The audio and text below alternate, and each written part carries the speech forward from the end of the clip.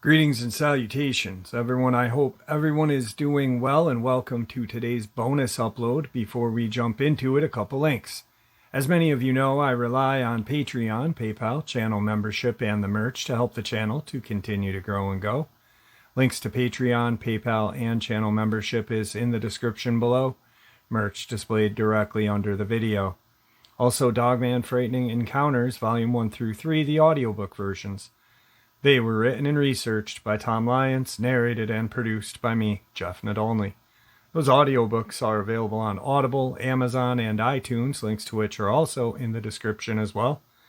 And finally, last but definitely not least, if you'd really like to help support the channel to continue to grow and go, simply subscribe. It doesn't cost a cent.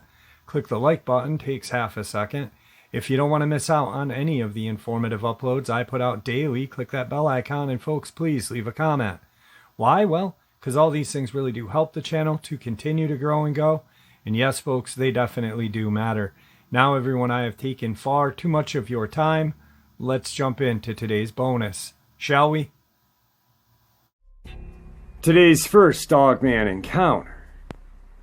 I know two guys who had seen a Dogman.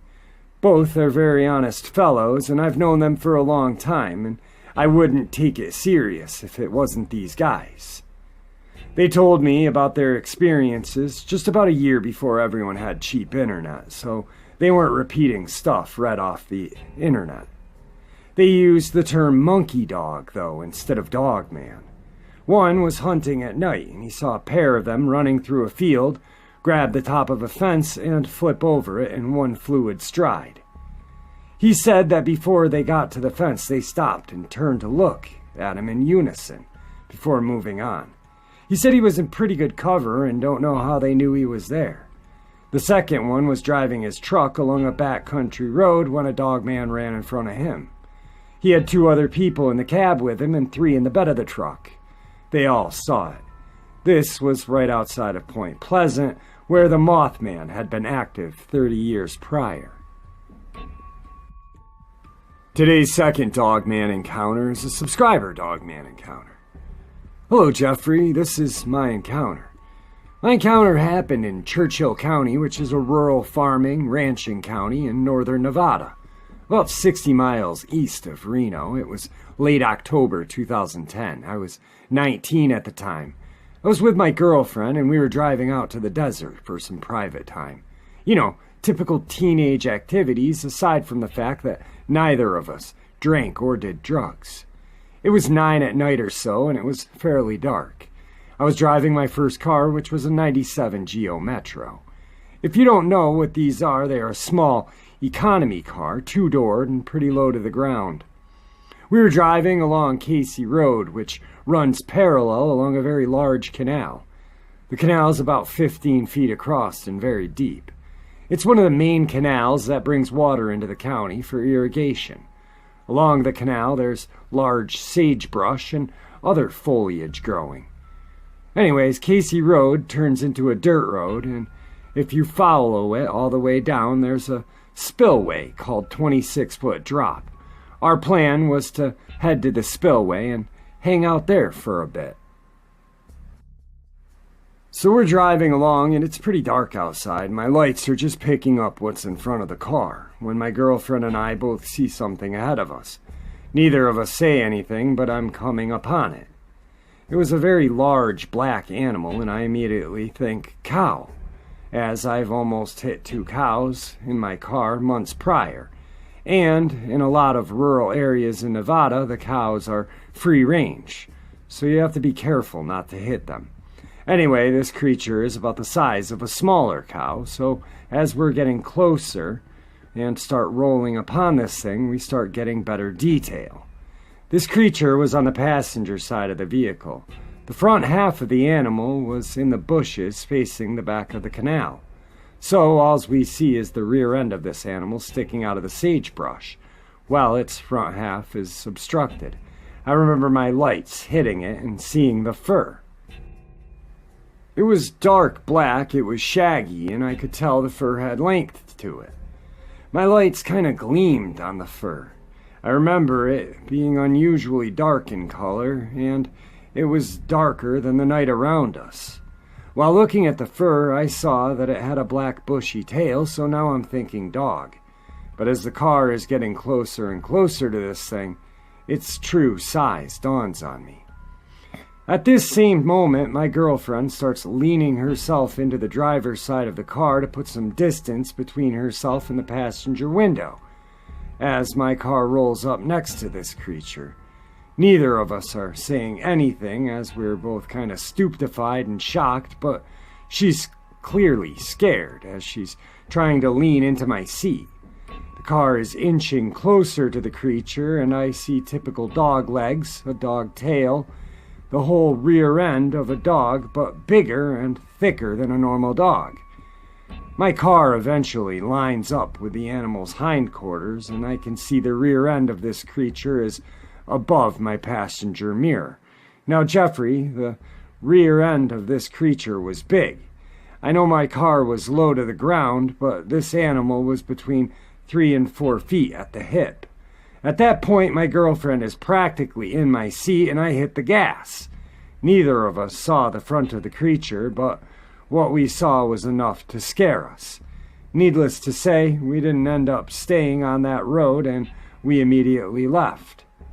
Recently, I got in contact with her again and asked her if she remembered anything about that night.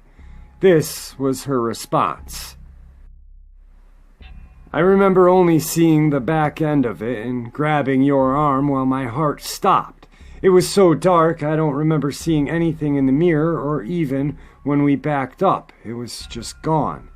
It comes back to me every once in a while, and I think that was the first time I had ever been afraid like that.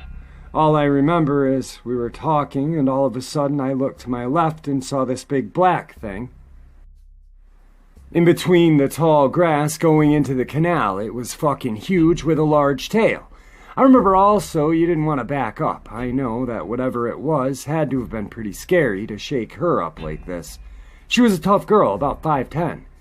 She was taking boxing classes while we were together, and she also lived a pretty rough life, with part of her early years being spent homeless on the streets in Vegas. So I know it had to be pretty scary for her to remember this creature all those years after. In more recent years, I became close friends with 2 Native Americans from local tribe. They both had separate stories of their family members encountering what they call skinwalker on tribal lands, south of Churchill County. They both have only given me vague overviews of their encounters, but I would like to one day get them to share their full story with you. Today's third encounter is from a subscriber.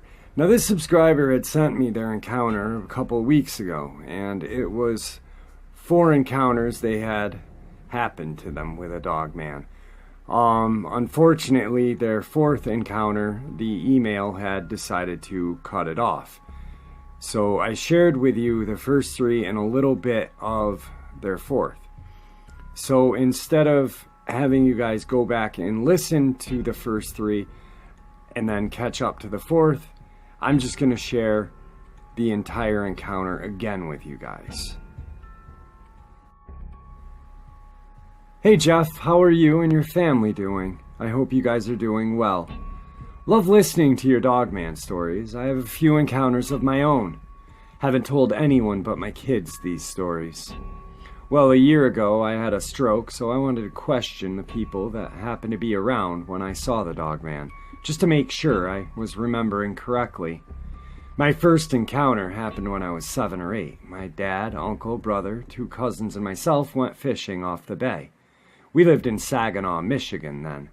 When we were done fishing, we went back to my uncle's house. He had a shed out back that he cleaned the fish in, so while Dad and my uncle cleaned the fish, me and the boys played hide-and-seek in the backyard. I was hiding behind the shed, which was next to the railroad tracks in the woods. While my dad and uncle cleaned the fish, they would throw the guts into the woods. I heard something big moving around the other side of the shed. Thinking that it was my dad or uncle, I just stayed where I was.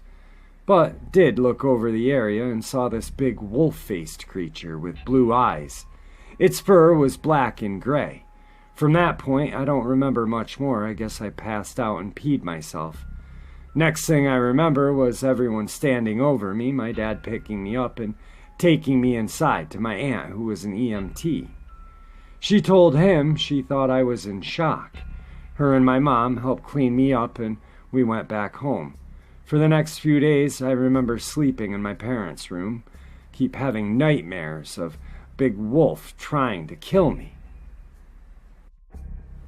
My second encounter, I was 14, and my friend and I went for a walk to the store for breadsticks and pop.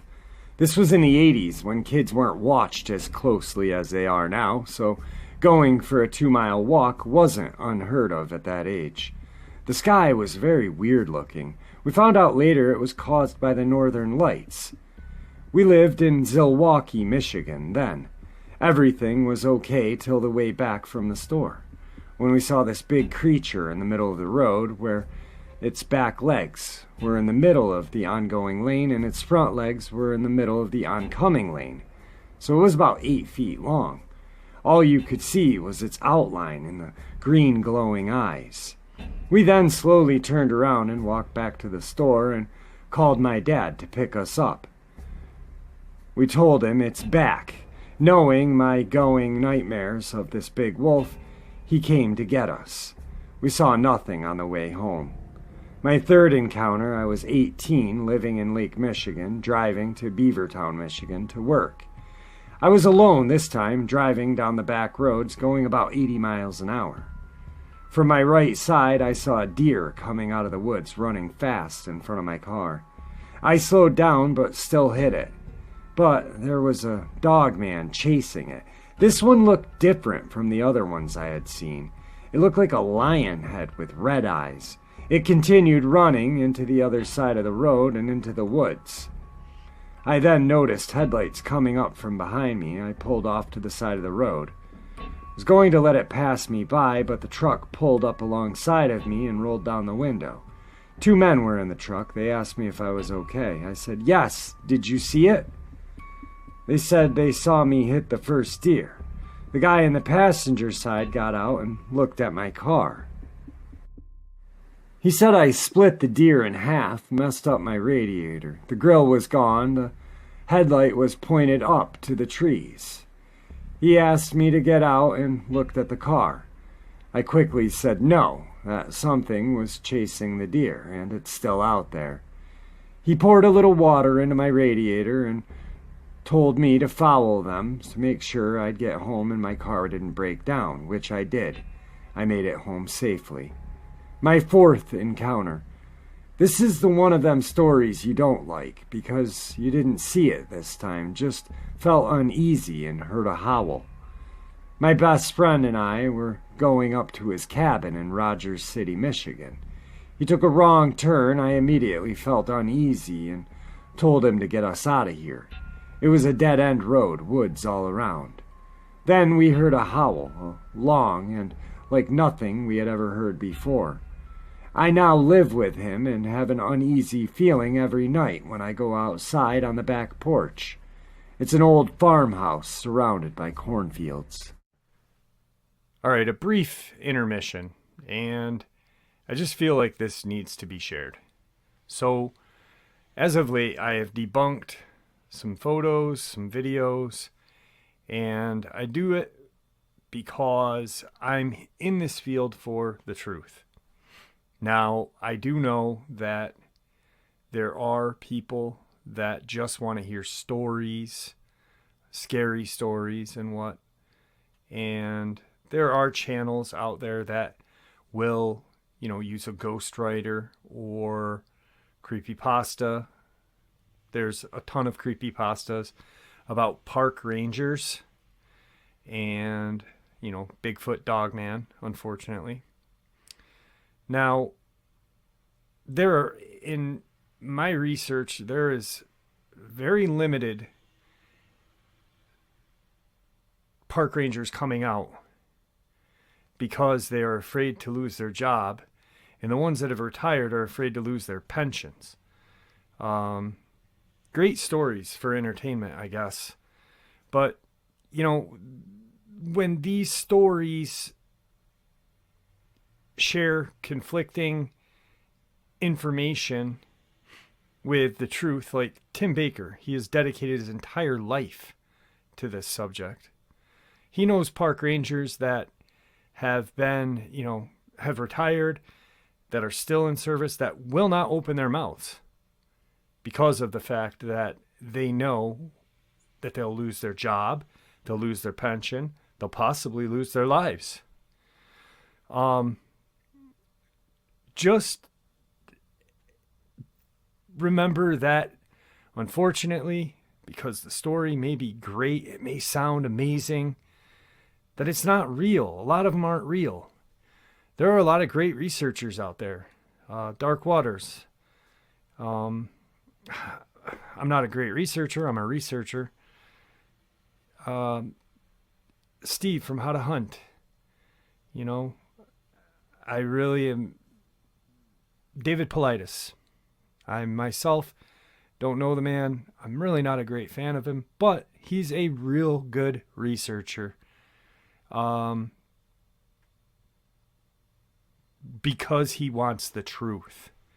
And unfortunately, those channels out there that just put the garbage out, the creepypasta, the fan fiction, the this, the that, really hurts the work that we all do.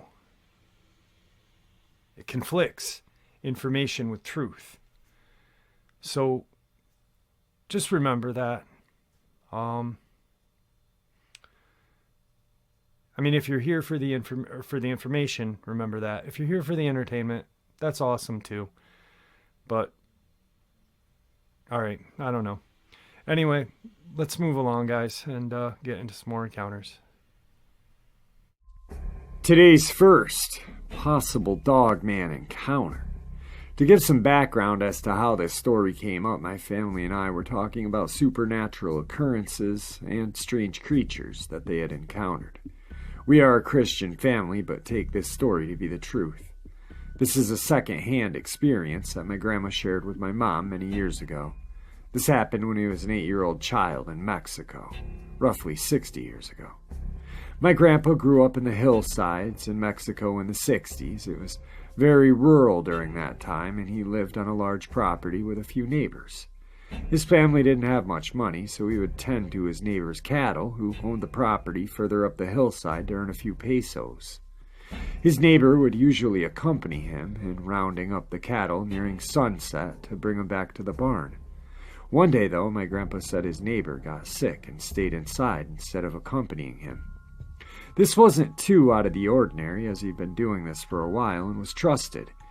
Nearing sunset, he started herding the cattle and walking them back to the stables. When he did a count, he noticed that one of the cows was missing. Going back to look for it, he headed down the hill when he said he heard some rustling and snapping in the dry cornfields. Thinking that the cow had somehow gotten lost in the field, he called out to it. Emerging from the cornfields was what he described as a large black dog, and says he was overcome with an overwhelming sense of dread. He immediately turned to run up the hill and started screaming at the top of his lungs. He said he turned around to look behind him, and the dog had started running bipedally after him.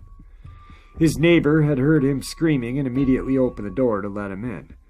I'm not too sure what happened after that, except that he told his neighbor and his family what had happened, and his parents no longer let him go back up there to tend the cattle. A detail that stood out, according to my mom's retelling, was how vivid he saw this dog start to run bipedally after him.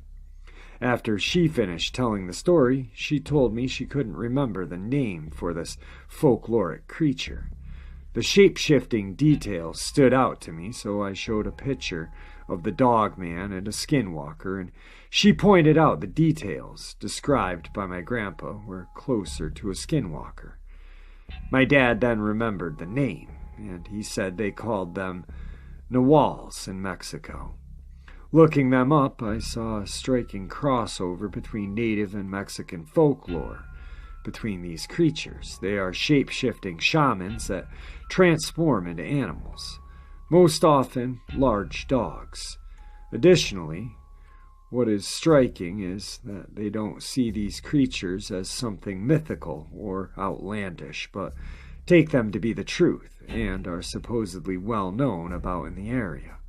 Other strange things have happened on his property, but I don't know all of the details yet. Today's second encounter is a possible hellhound or dogman encounter. The occurrences I'm about to explain happened in the suburb of central Ohio. This has been happening within the last 2 years, and I know I'm not crazy because others have seen them. The first sighting, driving home from a friend's house around 3 in the morning. We both see a large dog in the median, not highway, and go, "Oh shit, a dog." We turn the car around to see if it might need some help, but it vanished completely. Next sighting, most traumatizing and prominent in my memory. Best friend and I, at the time, are at my dad's house. We are walking onto the golf course that the house is on the edge of to smoke a joint. I see several large black figures in the distance, maybe 5 to 7 of them. I just wrote it off as I was stoned and tired and my vision was playing tricks on me. That is, until they moved. They all got closer to us and one lets out the worst screech I've ever heard. It was like a guttural screech hiss. I know I will never erase this memory. We both look at each other like we are about to die and bolt towards my dad's house. I tripped in the grass, and I swear I thought I was going to die at that moment. They were like the size of wolves, but pitch black. No animal native to Ohio is like that. The third sighting, I'm driving home late, probably midnight-ish, and I see a huge, distinguished wolf-like creature in the medium of this empty road, ragged, staring at me, pitch black, long fur. It looked like it was feasting on something. It just left such an awful feeling in my body the second I recognized it. The last sighting is what really validates these sightings. I was at my house with a friend, waiting for another friend to come. The friend calls my other friend and tells her about something he had just saw on the side of the road. I didn't even hear the whole conversation, but I knew exactly what he was talking about. Nick is a friend who never told me about his experiences, as we hadn't seen each other in a while. He gets to my house and describes exactly what he had seen several times. Huge, feral, pitch-black dog, the size of a wolf, matted, gross, unnatural. He said seeing it sent shivers down his whole body and just felt unsettled. I told him everything that I had seen previously, and he was freaked out as well. I never believed in anything otherworldly, but having so many experiences is freaking me out. I don't like it at all. I did some research, and the only thing that I could find in this part of the area could have built on burial grounds. Does anyone have any insight or similar experiences? I know this sounds insane, and I can barely believe it happened to me as well. That shriek I will never forget. Today's third unsettling encounter. I just got home from a road trip and I've been thinking about something I saw and can't make sense of it. Maybe some of you had seen something like this. My wife and I were driving on Highway 97 near Mount Shasta, California. It was about midnight and we were driving through a heavily wooded area without any street lamps. We rounded a corner when I saw something fast and low to the ground dart across the street about 50 to 60 yards ahead of us. I saw glowing animal eyes and the body of the shape of a big dog.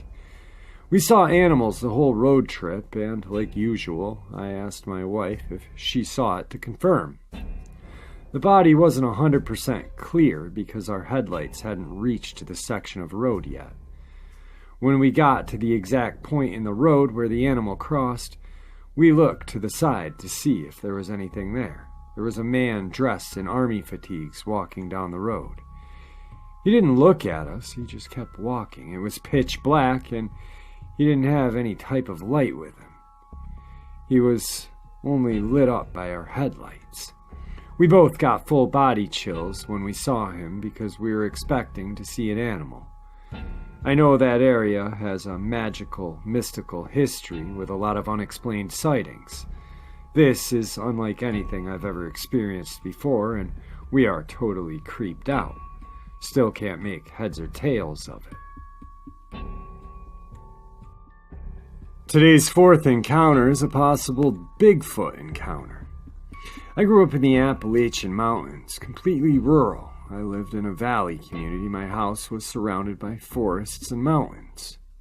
When I was 14, my dad started to hear strange sounds coming from the hills behind our house, knocking sounds as if something was hitting a tree, and an occasional inhuman yell. My dog, a rough and tough outside boy, was very drawn to those hills at random times. His ears would shoot up and he would quickly run to the forest and stay there for a while. Him going up into the hills wasn't uncommon, but at the time he started acting particularly suspicious about them. And don't worry, nothing bad happens to him in this story. Anyway, the noise started to become more frequent. My brother and his friends used to hunt for ginseng up in those hills, and they heard the noises as well. Except much louder because they were more near the source. One day the noises wouldn't stop. They progressed louder and louder, and there was growling. My brother was pretty much sick of it by now and wanted to know what the hell was going on. So he was wondering this for years. It's evening time, about to get dark, so he takes a flashlight and a shotgun and heads up into the hills. He sees a creature that looked like what he said could be a sasquatch. It was tall, broad shoulders, wider than its torso. He more so saw its silhouette because of the darkness that came. He chased it off, came back to the house, told me what happened, and drew a sketch of what it looked like. The noises had stopped after that day. They never came back. A couple of weeks later, a new Bigfoot special came on TV. A witness sketched the alleged Bigfoot looked identical to the one my brother had made. To this day, we are still convinced a Bigfoot or something lived out there. My dad named him Sassy, short for Sasquatch. Today's fifth and final terrifying and unexplained cryptid encounter. This happened in Oregon, about 20 to 50 miles east of Sweet Home in the mid-90s. I was a child, about 10 years, when this encounter occurred. I forget about it until I recently had a dream that sparked my memory. I was camping with my family in the mountains outside of Sweet Home. I was doing what all children do when camping and exploring the area, generally following the nearby river, when I came upon a section of river with two steep banks separated by a ravine cut by the river. I vaguely remember looking across to the opposite side of the river and saw a couple of small, pale, emaciated-looking people with pointed ears climbing up the steep embankment on all fours. And I remember wanting to jump across to try to get a better look, but being really creeped out at the same time. It was very surreal. Even now, it's a hazy memory. I don't remember them wearing any kind of clothes, but they may have been wearing some sort of loincloth. I didn't see their faces because I only noticed them as they were moving away from me and facing away from me. No hair or fur whatsoever. Reminds me of the movie with the monsters in The Descent. All right, folks, I hope you all enjoyed this bonus as much as I enjoyed sharing it with you. I'd like to thank you all for supporting the channel. It is your support, after all, that helps the channel to continue to grow and go. And honestly, what gives people a place to share their experiences, ideas, and theories, judgment and ridicule free, simply treated with the respect that we all deserve. Thank you. Please stay safe, happy, healthy, and ever vigilant, keeping an eye on our children, pets, family, and friends. These creatures are real, they are out there, and they are dangerous. Share this information with those you love and care about, and it may just help save their lives someday.